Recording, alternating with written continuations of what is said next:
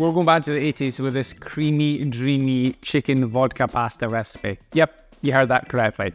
The key ingredient transforms the dish, adding a subtle depth of flavour that will have your taste buds dancing. Now, I don't even like vodka. I would never buy it, but I think this is possibly the tastiest pasta recipe I have ever made. It's protein packed, it's a cinch to make, and I think you'll love it. Right, first things first, we're going to go reasonably small when chopping up an onion, and the same with about 150 grams or 6 rashers of smoked bacon. Then you want to fry 600 grams of chicken breast, make sure to season with some black pepper, and cook that for a couple of minutes until you start to get some colour on it. It doesn't need to be fully cooked through at this stage, it just needs to be browned on the outside with no visible pink bits. Remove that, set it aside, and then in the same pan add your bacon and your onions. You probably won't need any extra oil, but if you need to give it a little scoosh of cooking spray or oil, just go on. Cook that until the bacon and onions start to turn brown. Add in your garlic and fry it for further 30 seconds.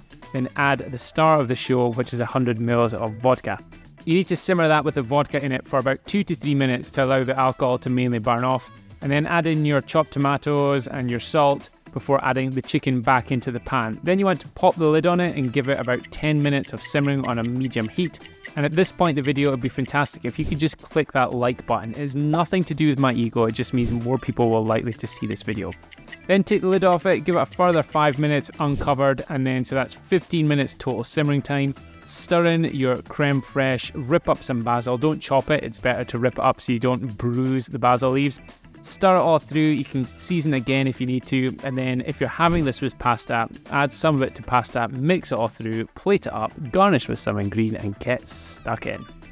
So there we have it, chicken vodka pasta, bringing the bit of 80s flair to your dinner table. Hope you enjoy this recipe, and as always, if you'd like the full recipe along with loads of others, just click the link below in the description and you can download my Food for Fitness recipes app. I'm off to go and eat this. Drop me a comment below, let me know what you think of it, and I'll speak to you later.